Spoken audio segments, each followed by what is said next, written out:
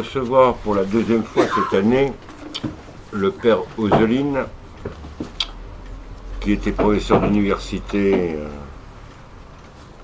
dans un lieu qui certainement va disparaître. Espérons que non. Espérons que oui. Bon. Alors je peux m'en aller? Non, mais non, je parle de Saint-Serge. Oui, j'ai compris. Non, On ne mais... peut pas espérer que Saint-Serge disparaisse. Non, mais il est en train de le... Bon, passons. Voilà. Venons aux choses sérieuses. Ça, oui. Donc Faut le pas père... dire n'importe quoi. Bon. Le père a enseigné l'iconologie. Alors, dans l'Ancien Testament, il était interdit de représenter Dieu. C'est les chrétiens qui ont commencé, et ce, dès la primitive Église, dès les catacombes. Je vais très rapide. Une période iconoclaste, sous différentes raisons, à la fois politiques et théologiques. Mais ce qu'il faut retenir, surtout l'aspect, je pense, théologique. Le refus de la représentation iconique du Christ, de la Très Sainte Mère de Dieu ou des saints, révèle ou recèle des erreurs christologiques.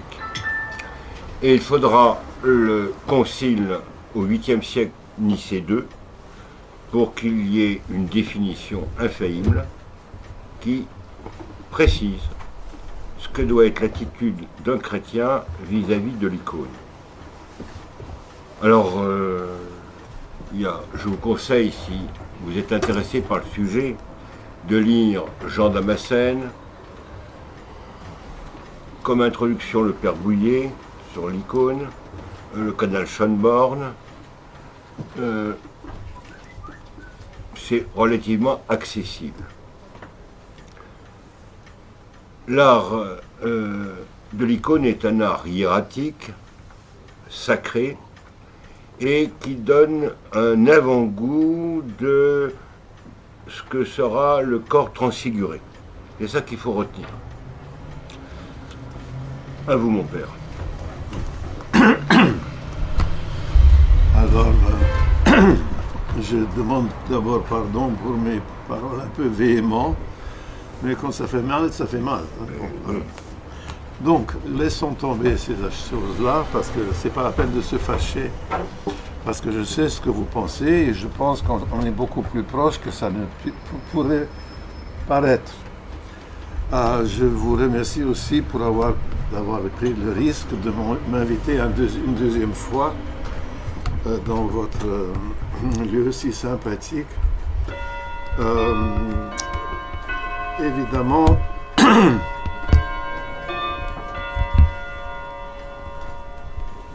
quand on veut parler de l'icône, il y a vraiment l'embarras des choix. Et comme j'ai pu remarquer que ici, nous sommes un public, comment dirais-je, écuméniquement mélangé, puisqu'il y a des orthodoxes, des catholiques, des protestants, des gens qui s'intéressent, et tout cela, j'ai pensé que le sujet que je vous propose pourrait éventuellement vous intéresser. Et sinon, vous allez me le dire et puis on fera mieux la prochaine fois. Je voulais vous parler en fait de la découverte de l'icône par l'Occident. Jalon pour l'histoire d'une rencontre. Nous assistons à la fin de la Renaissance. L'image même de l'homme est tout obscurcie. L'humanisme n'a pas fortifié et débilité. Il a débilité l'homme. Tel est le dénouement paradoxal de l'histoire moderne, constaté Nikolai Berdyaev vers 1924.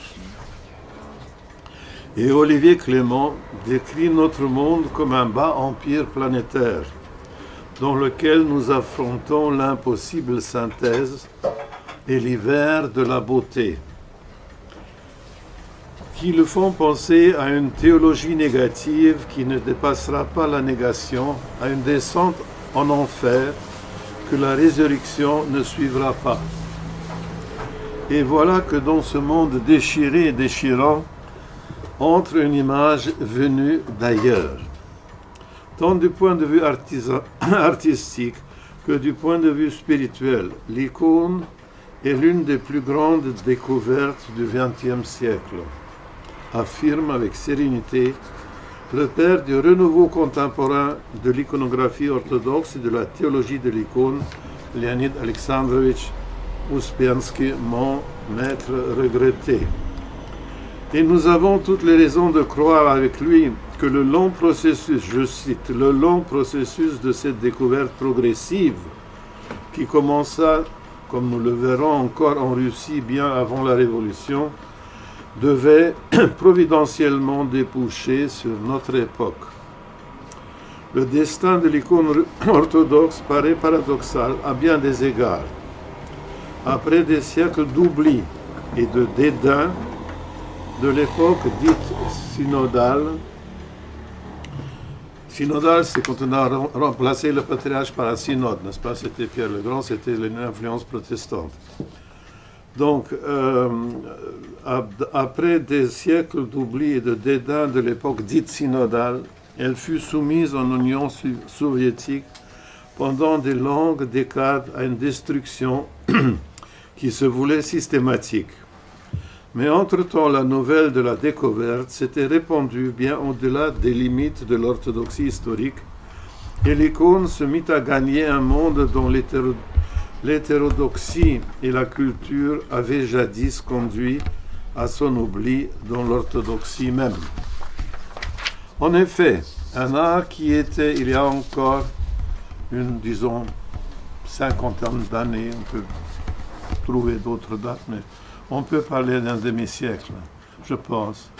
Donc, il y a encore un demi-siècle, le domaine, cet art était le domaine réservé de quelques spécialistes byzantinologues et slavisants, au goût considéré comme plutôt exotique, un art qui, depuis la Renaissance italienne, fit regarder en Occident comme un prototype de tout ce qui était primitif, stérile, formaliste et rétrograde en peinture, acquiert aujourd'hui une vogue quasiment universelle. Des musées spéciaux, des expositions itinérantes, des ventes aux enchères qui réunissent les grands antiquaires internationaux à Londres, New York, Paris et Munich, les livres d'art de tout prix et format, des scandales de contrebande par utilisation des valises diplomatiques, des thèses de doctorat en histoire de l'art et en théologie, l'apparition des icônes dans beaucoup d'églises non orthodoxes, tout démontre à l'évidence que l'icône a conquis une place de première importance aussi bien sur le marché international de l'art que dans la réflexion sur l'histoire et les destins de l'art, et plus particulièrement de l'art sacré chrétien. Mais il y a plus. Ce que Ouspiansky appelle le long processus de pénétration progressive du sens spirituel de l'icône semble maintenant engagé de façon irréversible. Aussi bien en Russie, où l'immense travail accompli par les restaurateurs ressuscite l'icône ancienne, qu'en Occident, qui retrouve à travers toutes ces cassures et déchirements le visage trop longtemps obscurci de Dieu devenu homme. Car c'est bien de cela qu'il s'agit. L'image spécifiquement chrétienne qu'est l'icône, spécifiquement chrétienne, rien d'autre. C'est bien de cela qu'il s'agit. L'image spécifiquement chrétienne qu'est l'icône se fonde sur le fait que Dieu est devenu homme, sur le fait qu'en Christ, lui-même image du Père, image consubstantielle du Père, il n'y a pas seulement communion, mais véritablement union des deux, et qu'en l'Église, cette union même nous devient accessible et nous est communiquée de la manière la plus réelle et la plus existentielle à la fois. D'ailleurs, celui qui cherche à s'initier au sens et au langage des saintes icônes se rend très vite compte qu'il est impossible de comprendre leur message si on ne, on ne les situe pas d'abord dans leur milieu naturel, qui est celui de la liturgie de l'Église orthodoxe. La popularité grandissante des icônes et leur apparition non seulement dans beaucoup d'églises catholiques, mais jusque dans les temples protestants, connus pour leur sobriété quasiment iconoclaste, montrent bien qu'une fois ce message bien saisi, les icônes peuvent aussi servir, entre guillemets, chez nos frères séparés. Ceux-ci ressentent de plus en plus souvent que l'Église est appelée non seulement à prêcher la parole, mais aussi à montrer qu'elle restaure l'image de Dieu dans l'homme, et qu'à l'instar de l'image de Dieu, du Dieu incarné, cette réalisation peut et doit être représentée et démontrée par un art spécifiquement chrétien et liturgique. En effet, les icônes sont des images liturgiques, c'est-à-dire que chaque icône représente soit une fête du calendrier chrétien, soit un saint qui lui aussi a son jour de fête dans ce calendrier. Une telle image fait partie intégrante de la célébration liturgique, car ce que les textes sacrés et les hymnes expriment en paroles, les images saintes le montrent par des lignes et des couleurs. Ainsi, en parlant d'une manière générale, on pourrait dire que le contenu des icônes est celui de l'ensemble de la célébration liturgique qui peut être résumé en 3 mots. L'anticipation du ciel sur la terre. Cette anticipation qui se réalise dans le salut des hommes est, selon les chrétiens orthodoxes, la mission même de l'Église dans ce monde. Autrement dit, l'icône représente toujours, comme disait tout à l'heure le Père, la présence divine dans la création, soit par le portrait du Christ ou d'un saint, soit par un événement de l'histoire sainte. Cependant, cette présence divine dans la création implique évidemment un changement, une transformation par sanctification, ou si l'on préfère, lâchons le mot, une transfiguration. Une transfiguration de cette création jusque dans sa matière. C'est justement de cette transfiguration qui est l'anticipation réelle du royaume céleste dans notre monde que parlent toutes les icônes. C'est leur message essentiel, ce qui les distingue de toute autre peinture. C'est nous, car nous le savons, ces lignes et ces couleurs ont un langage bien précis, celui qui constitue le style spécifique des icônes, de toute évidence déterminé par leur message. Par conséquent, toute véritable icône traduit le plus clairement possible cet état transfiguré de la création, aussi bien dans les personnes que dans leur entourage. L'icône, pourrait-on dire, est l'évangile rendu visible par les transformations que la sainteté opère dans ce monde. Oui, l'icône ne représente plus seulement une valeur artistique ou culturelle. Elle n'est plus perçue comme appartenant au passé. Elle renaît dans le présent comme une réponse pacifiante aux interrogations anxieuses de l'homme moderne, comme une théologie en images. Muette pendant des siècles, l'icône a commencé à nous parler le même langage qu'elle parlait à nos lointains ancêtres, écrivait le prince Trubetskoy en 1915. Oui, elle avait commencé à parler le même langage, mais le déchiffrement définitif et surtout le réapprentissage par des peintres capables de s'exprimer de nouveau dans ce langage, qui avait été freiné par la guerre, ne s'achevèrent qu'après la Révolution. Et vu les événements de Russie, d'abord dans l'émigration, et là surtout en France et à Paris. Ainsi eut lieu une véritable renaissance de l'icône orthodoxe sur le plan artistique aussi bien que théologique, dans cette petite Russie hors frontières que fut pour beaucoup le Paris d'entre les deux guerres. comme l'ont si bien brillamment prouvé, comme l'a si brillamment prouvé à cette époque, la ville de Sainte-Geneviève devint alors non seulement l'endroit privilégié de féconds échanges entre deux cultures nationales, mais aussi un haut lieu de la rencontre de deux traditions spirituelles qui s'étaient trop longtemps ignorées. Et puis, dans l'orthodoxie, et puisque dans l'orthodoxie, le destin de l'icône coïncide toujours avec celui de l'Église, le destin de l'icône coïncide toujours avec celui de l'Église, la découverte de l'icône russe par l'Occident se trouvait tout naturellement inscrite dans la logique de cette rencontre. Vous êtes partis? Non. Le but de ma brève communication, rassurez-vous, je veux être très bref. Le but de ma brève communication est de poser quelques jalons pour l'histoire de cette découverte. Mais d'abord, il faut dire quelques mots sur le mouvement qui a rendu cette découverte possible, c'est-à-dire le renouveau de l'icône orthodoxe en Russie, bien avant la Révolution.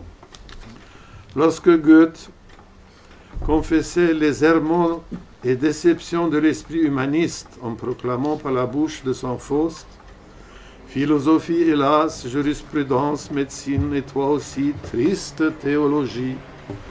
Je vous ai donc étudié à fond, avec ardeur et patience, et me voici maintenant tout aussi sage que devant. » Il aurait pu ajouter qu'il avait même voulu étudier les icônes, mais que cela s'était avéré impossible, faute de pouvoir de documentation. Sans doute fut-il le plus illustre précurseur de l'actuel intérêt pour les icônes en Occident. Mais l'épisode reste symbolique, surtout par le fait qu'aucune des tentatives pour s'informer sur l'icône n'aboutit. En effet, ayant vu à la toute neuve église russe de Weimar des icônes peintes par les iconographes de Palich. Palich est un village de vieux croyants dans la Russie centrale. Il y a plusieurs villages comme ça qui, jusqu'à ce jour, ont gardé la tradition et les techniques de la peinture d'icônes. Et quelques-uns faisaient, à la très difficile période soviétique, au lieu des icônes, de petites boîtes en laqué. Et ils se sont sauvés comme ça, avec ça. Mais ils ont continué à faire en même temps aussi des icônes, des fois secrètement, n'est-ce pas? Alors donc le brave Goethe, n'est-ce pas, ayant vu à la toute neuve église russe de Weimar des icônes peintes par les iconographes de Palich, ça c'était en soi déjà remarquable parce qu'au début c'était un événement que le Saint-Synode de Saint-Pétersbourg et fait appel à des peintres de ce village. Parce que normalement, le Saint-Synode envoyait, si ce n'était pas des professeurs français ou allemands de l'Académie des Beaux-Arts de Saint-Pétersbourg, tout était une copie de l'art occidental. À cette époque-là, au XVIIIe siècle, première moitié du XIXe encore. Alors, donc, Goethe fit demander des renseignements concernant cette peinture en Russie, mais personne ne put lui fournir.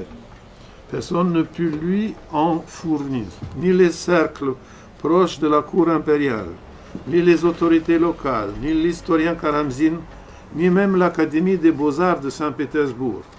Dans un tel oubli était tombée l'icône orthodoxe dans la société cultivée en Russie autour de 1820.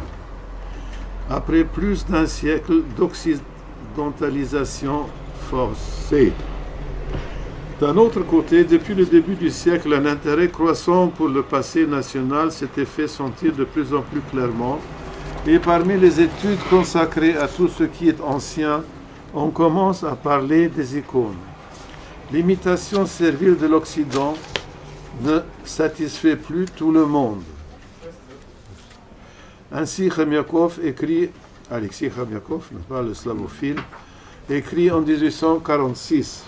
Nous commençons à nous rendre compte de l'impuissance et de la stérilité de toute imitation, qu'elle soit manifestement servile ou libre, c'est-à-dire éclectique. Entre-temps, le nombre d'ouvrages traitant des icônes anciennes se croît régulièrement et la seconde moitié du siècle voit naître une science de l'art russe ancien.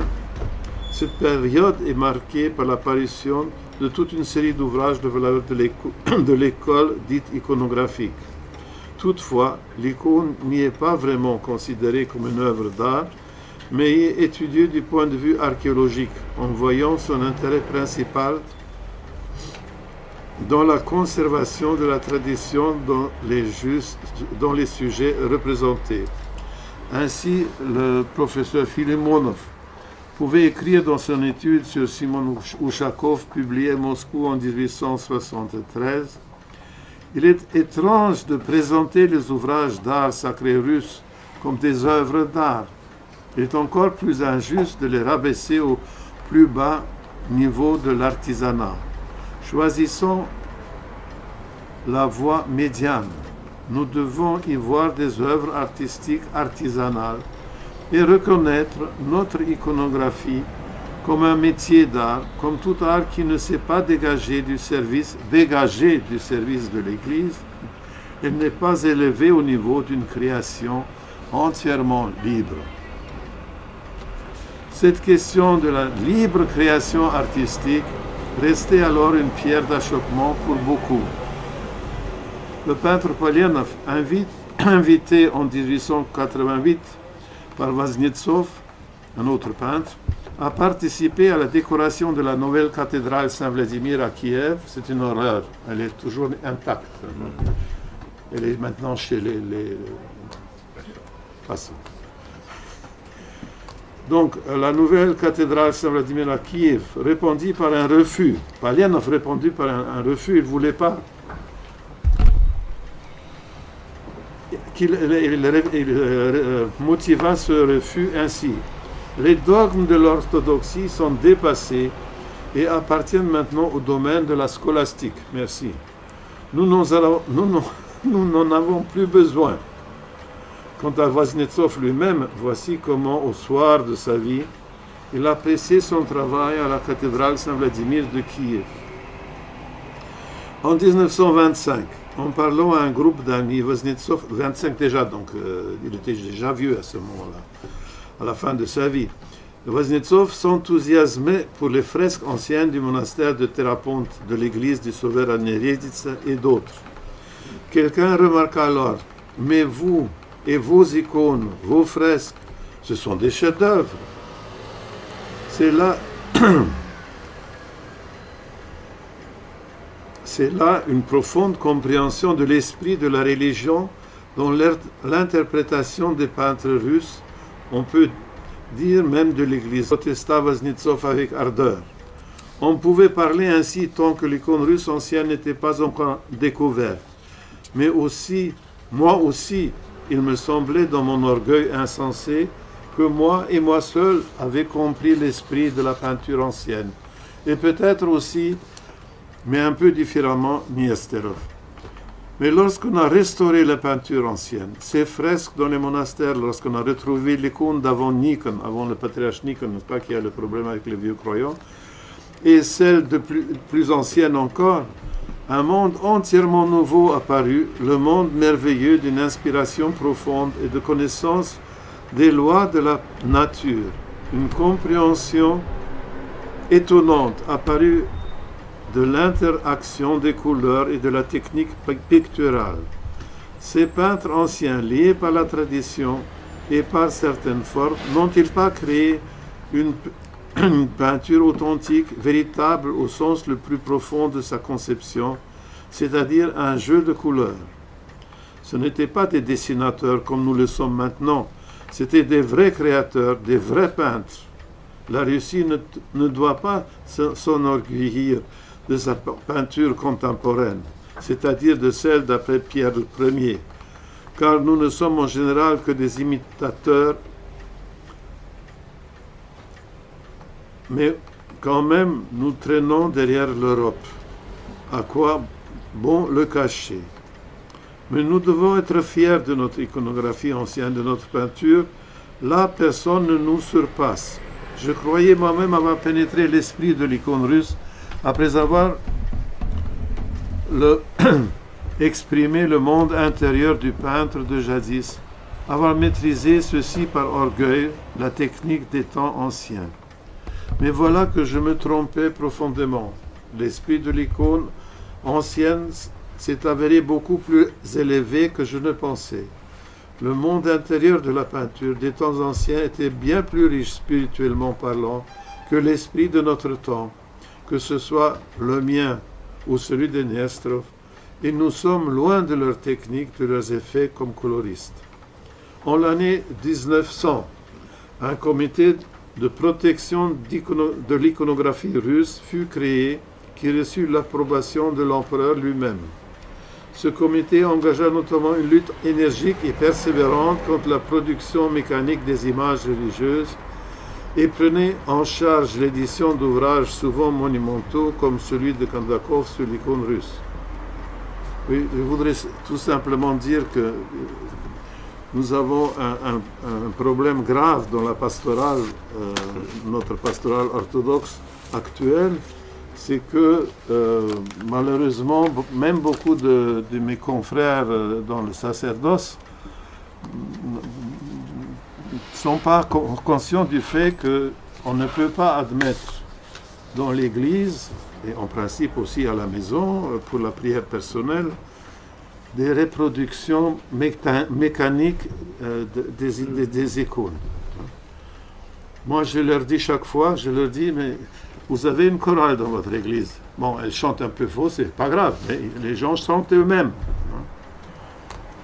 L'icône imprimée ou photographiée, c'est si vous mettez la même chose, quand vous mettez à la place de la chorale, vous mettez un disque. Exactement la même chose. Et donc pour le disque, tout le monde, pas tout le monde, bon, la plupart des gens sont assez intelligents pour le comprendre. Pour les images imprimées, c'est un problème. Parce que la première chose qu'on va vous dire, oui, mais les icônes sont trop chères. D'abord, c'est pas vrai. Parce que les gens achètent toutes sortes de salades, n'est-ce pas, invraisemblables, ils mettent de l'argent dedans, mais l'icône doit être bon marché. C'est idiot. Là aussi, les anciens avaient une autre compréhension des choses. Bon, c'est une parenthèse que je ferme. Mais je veux seulement vous dire qu'une icône vivante, une icône peinte par quelqu'un, pour quelqu'un, ça fait partie de la vie de l'Église. C'est une forme de communion. Or, si on les imprime, c'est... L'année 1900, un comité de protection de l'iconographie russe, j'ai déjà dit. Alors, l'activité de cette commission éveilla des échos nombreux et variés. À divers endroits, on se mit à construire des églises d'architecture traditionnelle avec une décoration murale canonique et des iconostases composées d'icônes anciennes. L'ouverture en 1905 des églises des vieux croyants, qui conservaient les icônes, grâce à Dieu, la formation des collections privées, la restauration d'icônes en nombre toujours croissant, tout cela amène une partie de la société russe à une réévaluation totale de l'icône. Quant au cercle plus vaste de cette société, pour eux, l'exposition d'icônes en 1913 fut une véritable révélation.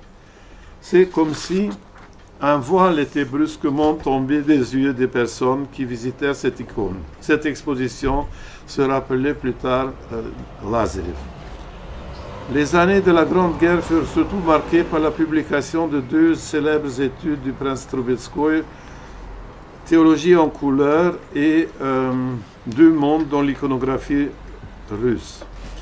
En 1918, il publia une troisième étude dans un dernier numéro de la célèbre revue La Pensée russe qu'il intitula La Russie dans son icône. Les premières années de l'immigration furent pour beaucoup un temps de longue pérégrination, mais bientôt des communautés importantes et stables se ferment dans diverses capitales d'Occident où reprend une florissante vie culturelle, artistique et souvent scientifique. Ainsi, l'année 25 voit la création de 2 nouveaux centres d'études de l'icône russe. À Prague, Kondakov ouvre l'institut qui portera son nom et qui continuera à publier en russe de plus en plus jusqu'au début de la Deuxième Guerre mondiale. La même année fut créée à Paris l'association Icône qui se propose d'étudier l'icône et qui existe toujours. Et puis dans la même année 25 a été aussi fondé l'Institut Saint-Serge. En 1931, le père Serge Bulgakov, professeur de dogmatique et doyen de l'Institut de théologie orthodoxe Saint-Serge de Paris, publia un essai dogmatique. Il était professeur malheureusement de théologie dogmatique, mais je ne peux pas le temps d'entrer dans la problématique. Il était sophiologue, pour tout vous dire, n'est-ce pas? Personne ne sait vraiment ce que ça veut dire, mais ce n'est pas grave. Alors, le père Serge avait publié ce livre, L'icône et sa vénération. L'importance de cette étude fut la première approche proprement théologique du sujet à l'époque moderne, se trouve quelque peu, là je parle en euphémisme parce que par politesse, quelque peu relativisée par, je cite, la solution sophiologique de l'antinomie de l'icône proposée par son auteur. Une fille spirituelle de Père Serge, Sœur Jeanne Reitliger, membre de l'association Icône, fut le premier iconographe contemporain à se reprocher de la gamme chromatique, la transparence des icônes anciennes. En 1933, le président de l'association, le vieux croyant Vladimir Pavlovitch Rebushinsky, accueillit chaleureusement 2 jeunes peintres, le futur moine Grégoire Krug et Leonid Ouspensky.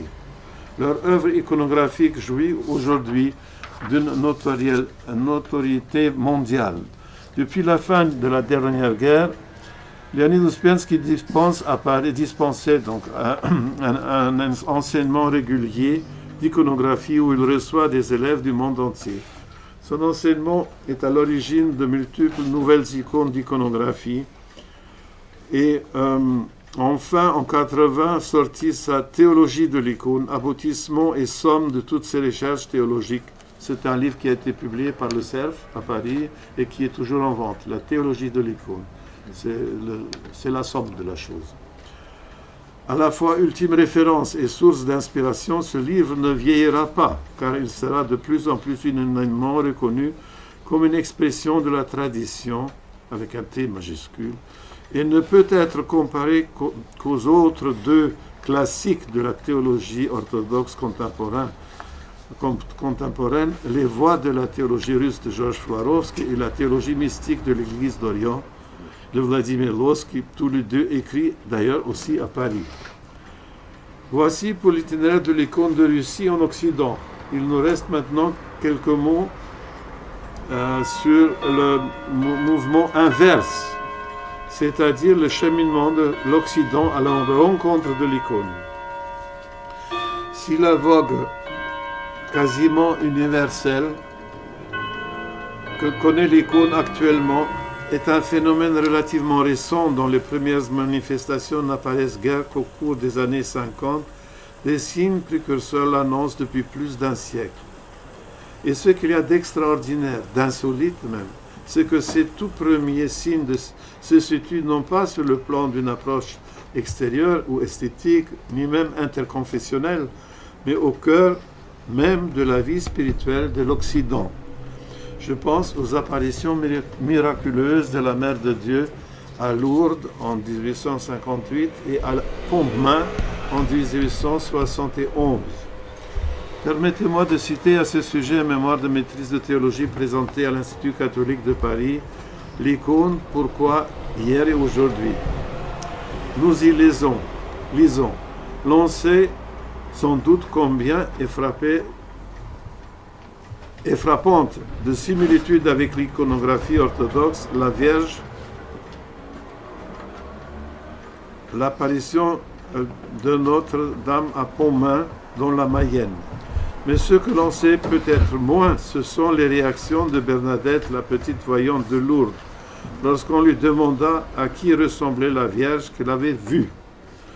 Nous rapportons ici un dialogue significatif de Malraux avec Picasso sur ce sujet.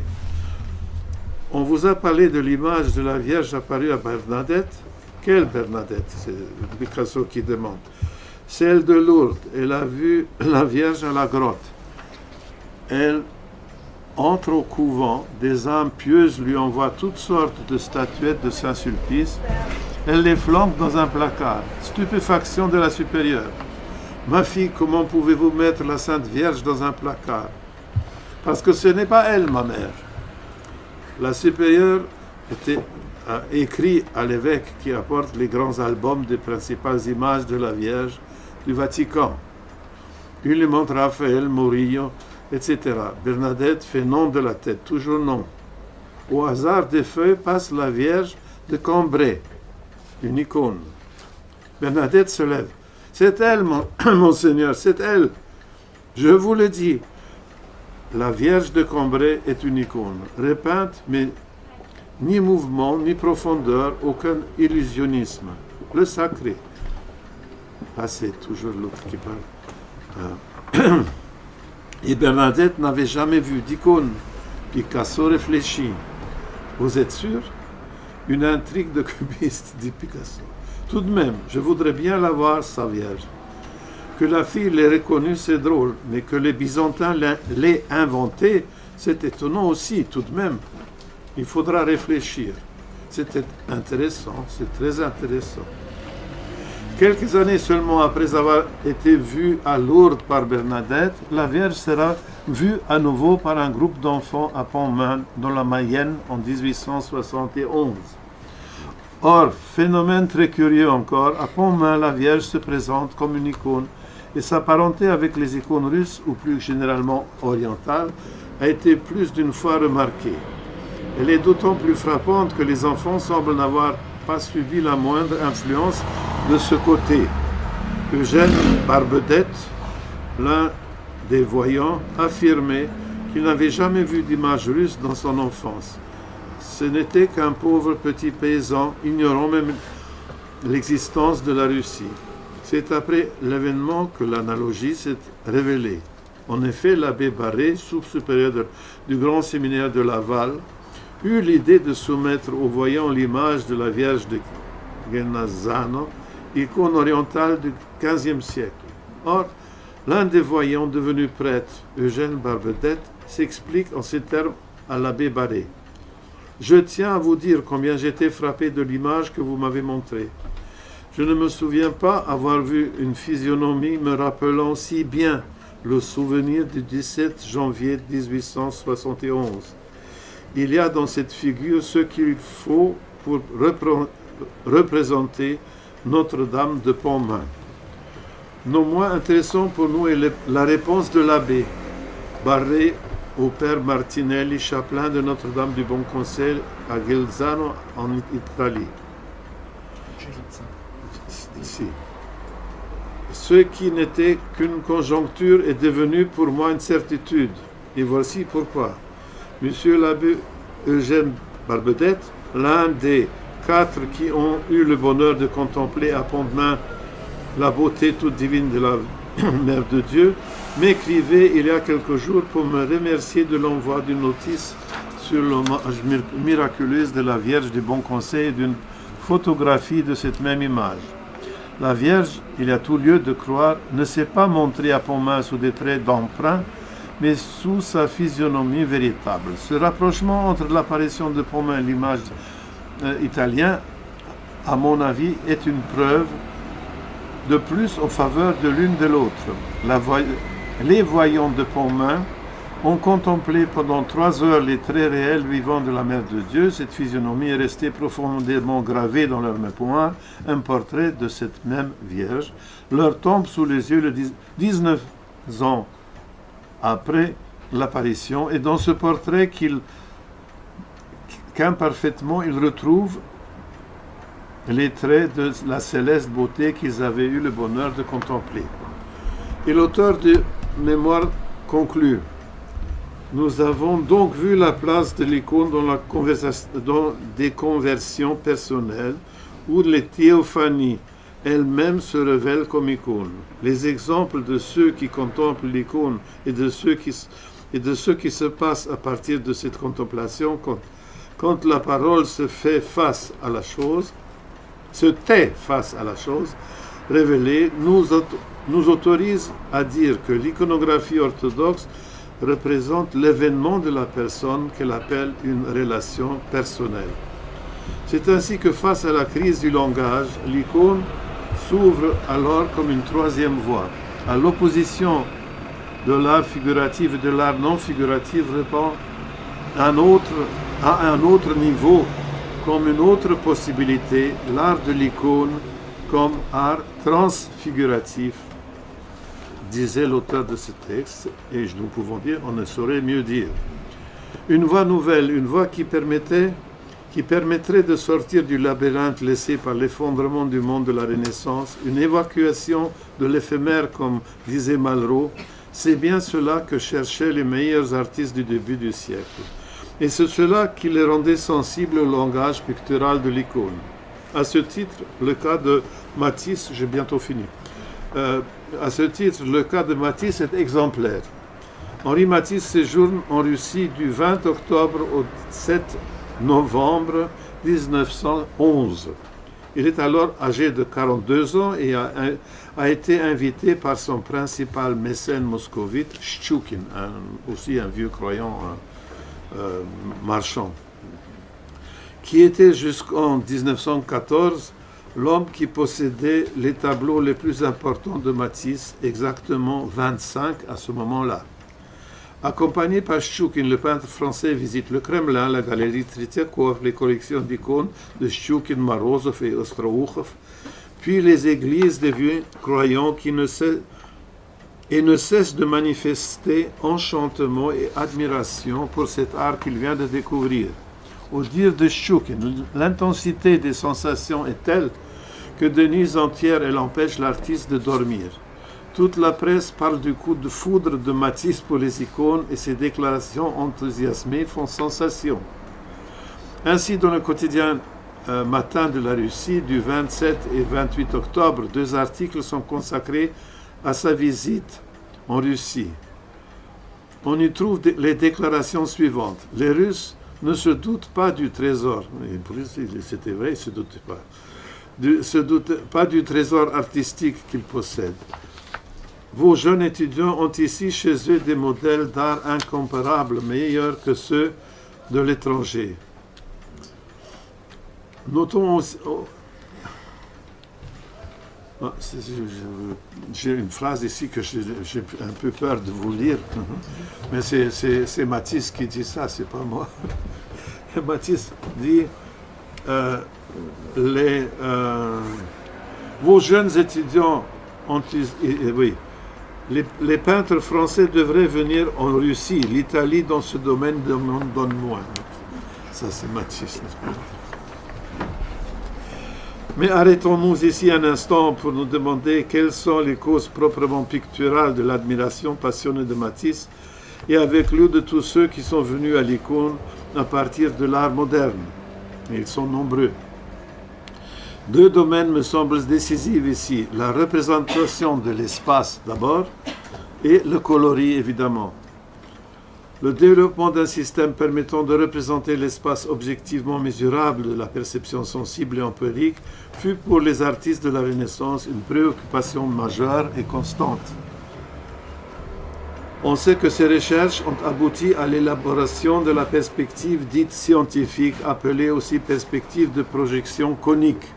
Des recherches récentes ont montré pourtant que cette perspective scientifique, qui se voulait la seule vraie objective, ne représente en fait guère qu'un langage conventionnel ou une forme symbolique de l'espace, comme l'a dit le fameux historien de l'art Panofsky, mais une forme parmi bien d'autres. Il faut même relever une importante contradiction interne, car pour atteindre cette objectivité-là, on se voyait obligé d'adopter une vue statique, monoculaire et finalement extrêmement subjective, car elle n'admet qu'un seul point de vue. Certes, le leitmotiv des recherches de la Renaissance fut l'imitation de la perception du monde empirique, et cela explique le succès énorme que cet art connut à l'époque. Je ne peux pas fermer la porte, hein, il y a beaucoup de bruit. Mais cette imitation consistait à créer une illusion et ne pouvait donc pas aller sans une certaine tromperie. On voulait passer maître du trompe-l'œil.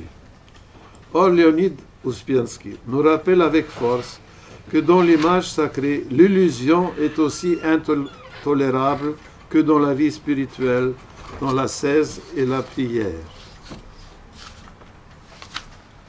Nous savons que l'anthropocentrisme de la Renaissance a précipité ce repliement sur l'empirisme et s'est enthousiasmé à n'en plus finir devant les profondeurs illusionnistes projetées par ces peintres sur toile, murs et plafonds.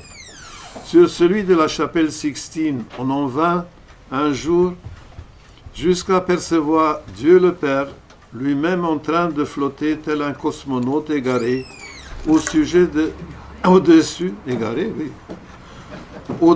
de quelques bâtiments qui s'ouvrent sur un ciel qui n'est plus une réalité spirituelle, mais plutôt météorologique. La représentation de l'espace dans les icônes ne suit pas les règles rigides d'un système stéréométrique préconçu, mais elle se réfère directement à l'expérience naturelle de la perception optique humaine qui est bioculaire et dynamique. Par ailleurs, cette représentation se veut aussi objective que possible, car elle n'est pas fondée sur l'objectivisation d'une seule perception et d'un seul point de vue, mais sur le savoir acquis par une somme de perceptions et de points de vue qui se retrouvent en partie un point de vue, ni au sens psychologique, ni au sens optique. Elle est plutôt le recueil d'une multitude de perceptions et d'enseignements. Comme dans les dessins d'enfants, la perception, le savoir et la représentation ne sont pas dissociés, mais forment un tout organique.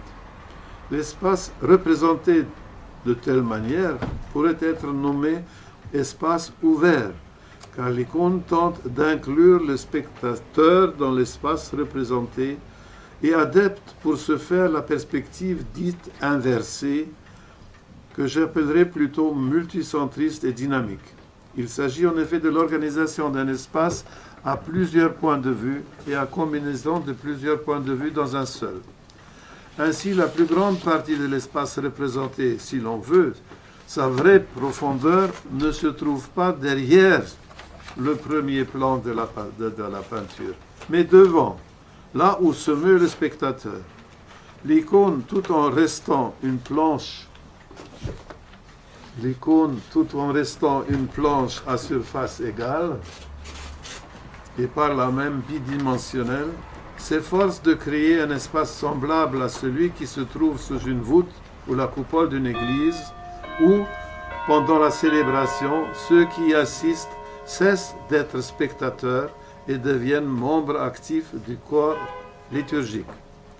À la particularité de l'organisation de l'espace s'ajoute une autre particularité des icônes, non moins frappante, leur coloris. Il est vrai que depuis les siècles de décadence, certains ne voyaient dans les icônes anciennes que des planches noires. On se souvient du récit de Salaouchin intitulé ainsi. Il a fallu en effet un effort considérable des restaurateurs avertis pour rendre au chef-d'œuvre du passé du dessous la suie, le vernis avarié et les couleurs de mauvais aloi, l'éclat sont pareils des teintes lumineuses qui ne manqua pas d'enthousiasmer jusqu'au plus grand maître de l'art moderne comme Matisse, Kandinsky et d'autres. Ces couleurs pures et riches, leur franchise et spontanéité sont pour moi une véritable révélation. Nulle part je n'ai vu de pareil, avait déclaré Matisse à Moscou. Ici, une remarque s'impose. On a essayé de trouver toutes sortes d'explications entre guillemets naturelles de cette richesse éblouissante du coloris, comme par exemple l'observation des couchers du soleil. Mais comment se fait-il alors qu'à d'autres époques, qui ont dû connaître les mêmes phénomènes naturels, On a pu s'éloigner tellement de ce jeu lyrique, de ce joyeux lyrisme chromatique, jusqu'à sombrer dans le formalisme morne et desséché des vieux croyants. Non, ce n'est pas de tels paysages ou tel ciel aux nuages enflammés qui furent la source de ces teintes lumineuses, mais la joie pascale, cœur de toute authentique expérience chrétienne. Ce fut une spiritualité exceptionnellement intense, vécue par les peintres eux-mêmes, qui leur permit non seulement d'entrevoir dès ici-bas une pure et joyeuse beauté qui n'est pas de ce monde, mais aussi de s'emparer et de la rendre visible aux yeux de tous. Pour terminer, donnons la parole à deux théologiens, un protestant, un autre catholique, qui représenteront ici tous ceux qui, dans leur église respective, utilisent de plus en plus souvent les icônes. Il y a maintenant peut-être 30 ou 40 ans que le pasteur Jean-Philippe Ramseyer, un pasteur donc suisse, calviniste, publia le livre La parole et l'image, qui reste une des études les plus pénétrantes sur le problème de l'art sacré en Occident. D'emblée, il déclare « L'image fait partie de l'essence même du christianisme. Elle est le signe que le royaume est déjà manifesté ici-bas. » Voici qui peut étonner de la part d'un membre de l'Église réformée, surtout si l'on pense aux positions quasiment iconoclastes de Calvin. Mais il faut se rendre compte quel est cet art auquel les réformateurs refusent le droit de citer dans le lieu de culte. À partir du XIIIe siècle, écrit le pasteur, c'est le pasteur qui écrit, la peinture occidentale, à partir du XIIIe siècle, la peinture occidentale a peu à peu lâché le transcendant pour l'immanent. L'art s'est fait de plus en plus attentif à certains aspects psychologiques ou anecdotiques de l'histoire biblique. Le côté humain des personnages a été fortement accentué. La nature de leur âme, leurs sentiments, leur comportement est passée au premier plan, laissant derrière ou de côté la transfiguration de l'être par l'esprit. L'image du Christ a suivi la même évolution. La divinité s'est trouvée peu à peu absorbée par l'humanité du Sauveur. Le crucifié s'est identifié à un malheureux pendu à un gibet. Et on sait par ailleurs combien la Vierge s'est trouvée confondue avec une belle jeune femme florentine ou vénitienne, portant dans ses bras un bambino Gesù, plus ou moins attendrissant. Tout ça, c'est le pasteur qui écrit. Les réserves des réformateurs concernent donc un art dans lequel, je cite, le sujet religieux n'est qu'un prétexte à exprimer les réalités les plus temporelles, les plus mondaines. Un art auquel notre auteur veut bien concéder l'appellation d'art religieux au sens large du terme par les sujets traités, mais qui ne devrait évidemment jamais usurper la place de l'art sacré, ce qui signifie qu'il est à bannir du sanctuaire. Un orthodoxe ne peut que se réjouir de cette explication de l'iconoclasme de la Réforme, puisqu'il s'agit non pas du refus de toutes les images, mais d'un certain genre d'images qui, tout en étant spirituellement justifiées, se trouve du même coup historiquement relativisées. L'argument est de taille, et nous percevons là une ouverture pleine de promesses. L'auteur qui a mis en frontispice à son ouvrage un Christ en majesté roman est en effet en quête d'un art sacré véritable, je cite, soumis, comme il dit, à des exigences d'ordre cultuel et appelé à remplir une fonction liturgique. Mais insiste-t-il, nous sommes en pleine période de recherche et de tâtonnement. Beaucoup de malheureuses expériences ont été faites. Que ces expériences nous rendent prudents. Tant qu'on n'aura pas compris la fonction liturgique de l'œuvre d'art, tant qu'on n'aura pas saisi l'importance des critères théologiques auxquels elle doit se conformer, il sera préférable d'attendre. Nous sommes à la recherche et la redécouverte d'un style d'art sacré. Ce style, on est en train de pressentir, sinon ce qu'il est, du moins ce qu'il pourrait être. Et à cet égard, le dialogue avec l'Église orthodoxe est indispensable et extraordinairement enrichissant. Nous ne saurions dire assez combien nous avons personnellement été aidés dans la présente étude, non seulement par certains écrits sur les icônes, mais aussi par la simple attention recueillie portée à ces images si mystérieusement expressives. Jean-Philippe Ramseyer n'a pas seulement compris des écrits sur les icônes, il prouve qu'il a su les regarder et en entrevoir l'essentiel en établissement pour le futur art sacré d'Occident 4 critères fondamentaux qui sont d'autant de caractéristiques de l'icône.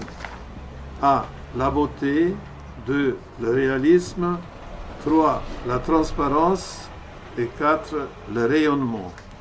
Nous trouvons comme l'écho des préoccupations du pasteur Ramseyer dans le mémoire de maîtrise cité déjà plus haut. Daniel Rousseau, son auteur, est un jeune prêtre catholique que j'ai connu. Voici la conclusion générale qu'il nous propose, elle sera aussi la mienne. Tout d'abord, nous voulons dire que l'icône nous apparaît comme un lieu œcuménique privilégié. Il est peut-être utile de rappeler ici que les orthodoxes, c'est l'autre qui parle, c'est le prêtre. Il est peut-être utile de rappeler ici que les orthodoxes ont toujours compris le mouvement œcuménique comme la recherche de l'unité chrétienne sur les bases de la foi de l'Église, non pas indivise comme s'il était concevable que l'Église qui est par définition une, soit à un moment donné de son pèlerinage terrestre divisée dans son être même et serait donc actuellement la recherche d'une plénitude perdue quelque part en route, mais sur la base de la foi commune d'avant le schisme d'Occident. Lorsque quelqu'un que personne ne soupçonnera de laxisme œcuménique, Leonid Ouspiansky lui-même, semble en ce sens considérer l'icône comme un lieu œcuménique privilégié, puisqu'il a pu écrire « Nous sommes pour notre part profondément convaincus que le dogme de la vénération des icônes et l'introduction de l'icône dans les confessions hétérodoxes contribuent à vaincre leurs divergences essentielles et désaccords avec la foi traditionnelle. La doctrine de la grâce créée et le filioquisme. » Ça, c'est les choses qui posent problème pour les orthodoxes. En effet, l'icône suppose nécessairement la compréhension orthodoxe de la personne et la confession orthodoxe de l'économie de l'Esprit Saint, et par conséquent l'ecclésiologie orthodoxe. Mais revenons aux conclusions du père Rousseau. Il rappelle ensuite que l'icône constitue un véritable trésor puisqu'elle est consacrée par le sceau du 7e concile œcuménique, celui de Nicée en 787, par saint Jean Damascène, père de l'Église vénérée et reconnu par les deux églises sœurs d'Orient et d'Occident. Puis il nous dit que l'explication de la décadence de l'art sacré d'Occident trouvait certainement une de ses causes dans le douloureux événement du grand schisme qui sépara, en les écartant l'une de l'autre, l'Église d'Orient et l'Église d'Occident. Privé de toute la riche et profonde réflexion sur l'image sacrée liée au dogme de la divino-humanité du Verbe fait chair, l'Occident déséquilibré cherche sa propre voie et accentue sa théologie de l'incarnation dans un sens qui l'éloigne de la théologie traditionnelle de l'icône. L'art religieux trop souvent païen de la Renaissance, c'est Ramseyer, c'est l'autre qui parle, Rousseau. L'art religieux trop souvent païen de la Renaissance est rejeté, nous le comprenons, des églises issues de la Réforme. Parvenu sous la forme que nous savons au XIXe siècle, il finit par être chassé des nouveaux lieux de culte qui évoquent trop souvent l'impression de chambre froide. La question de l'icône aujourd'hui apparaît alors comme le désir profond d'un authentique retour aux sources d'un dépassement des déviations de l'art religieux, lieu œcuménique, à cause même de l'intérêt qu'elle suscite dans le peuple chrétien. L'icône mériterait d'être un lieu où nos églises entament une réelle recherche théologique pour retrouver nos racines communes. L'idole, ça c'était Ouspiansky qui disait ça, l'idole soumet la divinité à la mort de Dieu. L'icône, par la distance qu'elle instaure, ouvre la profondeur de Dieu. Ainsi, au-delà de la mort de Dieu, de la crise du langage, l'icône apparaît dans son indispensable médiation pour dire Dieu. L'icône, pourquoi alors? Goût de nouveauté, peut-être.